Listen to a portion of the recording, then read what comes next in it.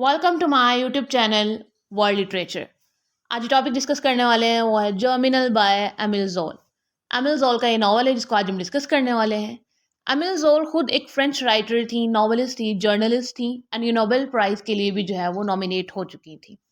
इनका ये नावल है, आज इसको हम डिटेल से डिस्कस करेंगे। इसका इंट्रोडक्शन देखेंगे, करेक्टर्स को, प्लॉट समरी को एंड टाइटल के मीनिंग को भी जो है वो हम डिस्कस करेंगे। तो अपना लेक्चर जो है वो हम स्टार्ट करते हैं। First of all introduction discuss करते हैं। जर्मिनल एमिल ज़ोल की नॉवेल्स की सीरीज़ में से 13th नॉवल है एंड ये मास्टरपीस कंसीडर किया जाता है क्योंकि इसमें जो है वो फ्रेंच ट्रेडिशन दिखाई गई है एंड इस नॉवल में जो है वो रियलिटी भी दिखाई गई है।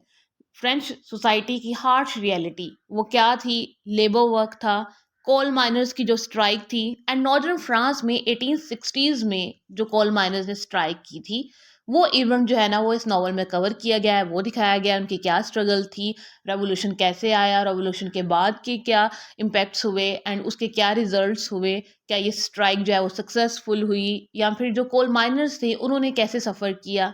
ये सारी जो सिचुएशन है वो इस नॉवल में डिस्क्राइब की गई है। नॉवल के टाइटल को डिस्कस करते हैं। इस नॉवल को टाइटल दिया गया है जर्मिनल।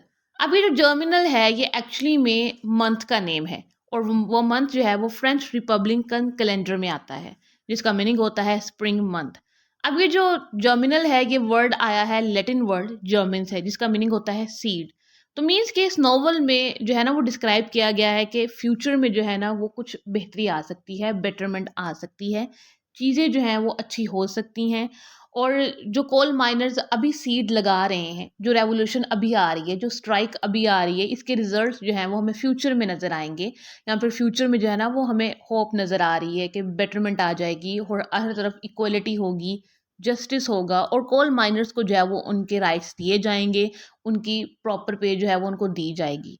तो ये जो नॉवल है ये यही यहाँ पे रिप्रेजेंट करता है कि जो अभी हम स्ट्रगल कर रहे हैं, जो अभी हमने सीड्स लगाए हैं, जो हमने ऑटम में सीड्स लगाए हैं, वो स्प्रिंग में जाकर जो है ना वो फ्रूटफुल हो जाएँगे, वो ग्रो कर जाएँगे और उसके रिजल्ट्स हमें नज़र आएँगे। नॉवल के कैरेक्टर्स को डिस्कस करते हैं। जो मेन प्रोटैगनिस्ट है इस नॉवल का उसका नेम है एटियन और ये एक वंडरिंग लेबरर है जिसकी जॉब जो है वो चली गई है और फर्स्ट जॉब के जाने के बाद ये अपनी सेकंड जॉब को जो है ना ये ढूंढ रहा होता है और फाइनली इसको एक कोल माइन में जो है वो जॉब मिल जाती है। नेक्स्ट करेक्टर है रेसनर। ये भी एक माइन का ऑनर है और ये अपनी जो इसकी प्रीवियस माइन थी वहाँ से इसको निकाल दिया गया था एंड ये एटेन के जो रेडिकल पॉलिटिक्स है उसके अगेंस्ट ज़रूर था लेकिन ये रेवोल्यूशन के अगेंस्ट नहीं था। ये एटेन को कहता था कि हम जो है ना वो कोई अच्छे वेज भी ढूंढ सकते हैं जिसके थ्रू जो है ना वो हम रेवोल्यूशन लेकर आएँ या फिर जो हमारे कोल माइनर्स हैं हम उनको गाइड कर सकें। नेक्स्ट करेक्टर है हमारे पास बॉनमॉर्ट का। बॉनमॉर्ट है ये एक मेयो फैमिली है और ये मेयो फैमिली का ऑनर है और ये 50 ईयर्स से इसी माइन में काम कर रहा है जिस माइन को हम इस नावल में डिस्कस करने वाले हैं। इसके फादर भी यही काम करते थे, इसके ग्रैंडफादर भी यही काम करते थे एंड इवन के बॉनमॉर्ट का जो चिल्ड्रंस हैं, नेक्स्ट जनरेशन जो है वो भी यही काम कर रहे हैं, इसी माइन में जो है ना ये काम करते हैं। नेक्स्ट करेक्टर है तुसेन महू। अब ये जो है ये बॉनमॉर्ट का सन है और ये थोड़ा डिप्लोमेट भी है और माइन में जो है वो इसकी बड़ी रिस्पेक्ट भी की जाती है। ये भी कहीं ना कहीं रेवोल्यूशन का साथ दे रहा था, स्ट्राइक का जो है ना ये साथ देता है। करेक्टर है कैथरीन महू। ये उसी महू फैमिली की डॉटर है और ये भी इसी माइन में काम करती है। नेक्स्ट करेक्टर है सोवरिन का करेक्टर है। ये रेवोल्यूशनरी रशियन है और ये इंजन मैन है यहाँ पे इस माइन में और ये अनार्किस्ट भी है और ये स्ट्राइक को सपोर्ट भी करता है। नेक्स्ट करेक्टर है ग्राइगर का करेक्टर है। ये एक वेल्दी इन्वेस्टर है और वॉरेक्स जो माइन है उसका ओनर है जहाँ पे ये सारे वर्कर्स जो है ना ये काम करते हैं जितने भी हमने करेक्टर्स अभी तक डिस्कस किए हैं। अभी जो ग्रेगर है ये अपने प्रॉफिट को जो है ना वो मेंटेन करना चाहता है और इस स्ट्राइक को जो है वो अपोज करता है, उसके अगेंस्ट होता है और इक्वल पे के राइट में जो है ये नहीं होता है। नेक्स्ट करेक्टर है फ्लो चार्ट का करेक्टर। ये हाई प्रोफाइल रेवोल्यूशनरी है और सोशलिस्ट लीडर भी है। ये स्ट्राइक को सपोर्ट करता है और जितने भी माइनर्स हैं यहाँ पर कोल माइन में काम करने वाले उनको इंटरनेशनल कम्युनिस्ट पार्टी से जो है ना ये कनेक्ट भी करवाता है ताकि ये अपने राइट्स को समझ सकें और अपने राइट्स को समझ कर जो है ना उसके लिए स्टैंड ले सकें और अपने राइट्स के लिए जो है ना आवाज़ उठाएं, अपने वॉइसेस को जो है वो रेस करें।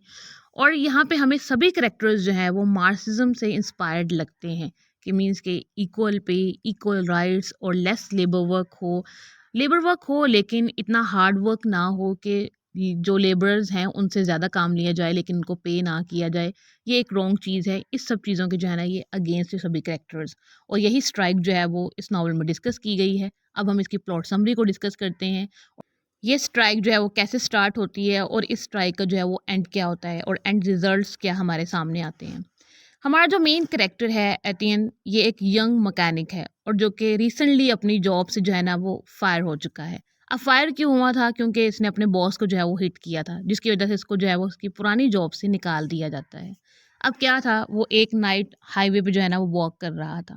اب ہائی وے پہ واک کرتے کرتے ہوئے وہ اپنے سراؤنڈنگ میں دیکھتا ہے تو انڈسٹریز ہیں.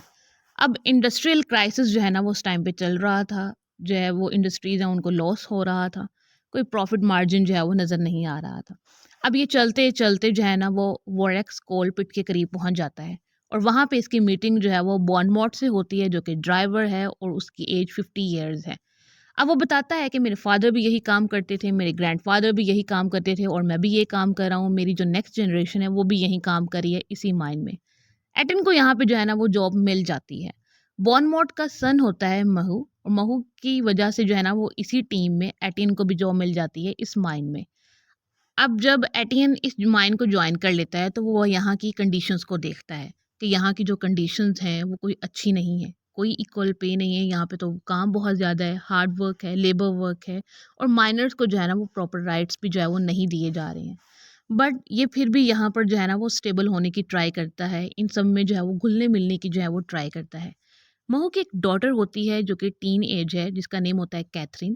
کیتھرین بھی ایٹین کی جو ہے وہ ہیلپ کرتی ہے، لیکن یہاں پہ ایک پرابلم سٹارٹ ہو جاتی ہے. اب اس مائن میں ایک میل ہوتا ہے، ایک ینگ مین ہوتا ہے، شوال. شوال جو ہے وہ کیتھرین کو لائک کرتا ہے. ایٹین جب یہاں پہ جاب کرنے کے لیے آتا ہے تو شوال کو جو ہے نا یہ بات بالکل پسند نہیں آتی ہے کہ ایک اور جو ہے نا وہ مائنر آ چکا ہے اور وہ کیتھرین کے کلوز ہو رہا ہے. تو شوال جو ہے وہ ایٹن کا سٹارٹ سے ہی انمی بن جاتا ہے اور ان کی رائیولری پوری سٹوری میں جو ہے نا وہ چلتی ہے. نگرل جو کہ اس مائن کا انجینئر ہے وہ آتا ہے اور مہو جو کہ کیپٹن ہے یا پھر جو پوری ٹیم کو لیڈ کر رہا ہے اسے آ کے اسکولڈ کرتا ہے کہ تم نے جو ہے نا یہ ووڈس ٹھیک سے لگائی نہیں ہیں، تم ان ووڈس کے کام میں جو ہے نا وہ بہت لیزی ہو. مہو کہتا ہے کہ ہم یہ کام جو ہے نا وہ ٹھیک کر سکتے ہیں اگر ہمیں جو ہم نے کول کے ٹبس جو فل کی ہیں اس کی پراپر پے ہمیں مل جائے. نگرل جو ہے نا وہ اس پہ تھوڑا سا غصہ ہوتا ہے، اس کے بعد نا سب کو فائن کر کے یہاں سے چلا جاتا ہے. اس کے بعد ایٹن سوچتا ہے کہ یہ تو کام جو ہے نا وہ بالکل ٹھیک نہیں ہے، ہمیں جو ہے نا وہ ایکول پے دینی چاہیے یا پھر ہمیں پراپر پے جو ہے وہ دینی چاہیے جو ہم کام کر رہے ہیں یا پھر سبھی مائنرز جو ہیں وہ یہاں پہ کام کر رہے ہیں. ایٹ لیسٹ ان کے کام کا تو ان کو جو ہے نا وہ پے کرنا چاہیے. بٹ یہاں پر جو ہے وہ بھی نہیں کیا جا رہا ہے. جو آنرز ہیں صرف انہیں اپنے پروفٹس کی پڑی ہوئی ہے اور مینیجر الٹا جو ہے وہ فائن کر کے چلا گیا ہے. تو اور ان کے پورے ڈے کی جو پے بنی تھی وہ بھی جو ہے وہ اب کٹ ہو چکی ہے اس فائن کی وجہ سے. ایٹین جو ہے نا وہ کافی ڈس اپوائنٹڈ ہوتا ہے اور وہ سوچتا ہے کہ میں کل سے جو ہے نا وہ اس مائن میں نہیں آؤں گا اور میں یہاں پر آ کر جو ہے وہ کام نہیں کروں گا. اب وہ کیا کرتا ہے، مہو کے ساتھ جو ہے نا وہ ایک پب آنر کے پاس جاتا ہے، ریسنر، جو کہ ایڈورٹائز پب کو جو ہے یہاں پہ آن کر رہا ہوتا ہے. اب یہ جو ہے نا وہ ان کو کہتا ہے کہ تم لوگوں کو جو ہے وہ اسٹرائک کرنی چاہیے. اس کے بعد ریسنر جو ہے وہ ان کو پلو چارٹ سے ملواتا ہے جو کہ سوشلسٹ بھی ہے اور ریولوشنری بھی ہے. اب یہ سب لوگ جو ہے وہ اسٹرائک پہ جو ہے نا وہ آرگومنٹس کرتے ہیں، اس کے بارے میں ڈسکشن کرتے ہیں کہ ہمیں جو ہے وہ اسٹرائک کیسے کرنی چاہیے، ریولوشن کیسے آئے گا، اور ریولوشن کو لانے کے لیے ہمیں جو ہے وہ کول مائنرز کو کیا کہنا پڑے گا. ایٹین مائن کو دوبارہ سے جوائن کر لیتا ہے اور یہاں پہ اب کمفرٹیبل بھی ہو جاتا ہے اور کافی زیادہ ہارڈ ورک کی وجہ سے اس کو اب رسپیکٹ بھی ملنے لگتی ہے اور باقی سارے ورکرز کے ساتھ اس کی فرینڈشپ بھی ہو جاتی ہے. لیکن شوال کے ساتھ اس کی جو ہے نا وہ فرینڈشپ نہیں ہوتی ہے، اس کے ساتھ اس کا ابھی تک جو ہے وہ اینمی والا ریلیشن شپ ہی تھا. ایون کہ یہ دیکھتا ہے کہ شوال جو ہے وہ کیتھرین کا ریپ کرتا ہے، لیکن یہ ان کے میٹر میں جو ہے نا وہ انوالو نہیں ہوتا ہے اور ان کو ان کی لائف انجوائے کرنے دیتا ہے. ایٹن کا جو سارا فوکس تھا وہ ریولوشن پہ تھا، وہ اسٹرائک پہ تھا. ایٹن جو ہے وہ روسنور اور سوورین یہاں پہ جو ہے وہ ریسنور کے ساتھ دوسرا کام کرنے والا ہے، یا پھر آپ ریولوشنری بھی جو ہے نا یہ کہہ سکتے ہیں. اب یہ سب لوگ ڈسکس کرتے ہیں کہ ہمیں جو ہے وہ مائنرز کے لیے اب کیسے کام سٹارٹ کرنا ہے، مائنرز کی پور پے کے لیے جو ہے وہ کیا کیا جا سکتا ہے. سوورین جو کہ رشین انارکسٹ ہے وہ یہاں پہ اپنا سجیشن دیتا ہے. اس کا بلیف یہ تھا کہ وائلنس اور ڈسٹرکشن ہی ایک سلیوشن ہے جس کے تھرو جو ہے نا وہ کچھ کیا جا سکتا ہے. हमें सभी माइंस को डिस्ट्रॉय कर देना चाहिए, हमें वायलेंस करनी चाहिए, देन ही शायद जो है ना वो ओनर हमारी बात मानेंगे या फिर ओनर्स जो है ना वो प्रॉपर पे करना स्टार्ट करेंगे। एक दिन क्या होता है कि वॉरेक्स माइन में एक रॉक गिरती है। उस रॉक के गिरने से एक जो वर्कर है उसकी डेथ हो जाती है, और दूसरा जो वर्कर था वो फैमिली का सन था, यंग। अब जेनलिन जो है वो डिसेबल हो जाता है। निगरल जो कि मैनेजर था इस माइन का, वो आता है, सबको स्कोल्ड करता है, तुम लोगों ने जो टिम्बर है, तुमने जो वुड्स हैं उनको ठीक से नहीं जो है ना वो जोड़ा या फिर उस पर काम नहीं ठीक से किया, इसी वजह से ये सब कुछ हुआ है। और सबको दोबारा से पनिशमेंट देकर चला जाता है, और उनकी पे भी जो है ना वो कट कर ली जाती है।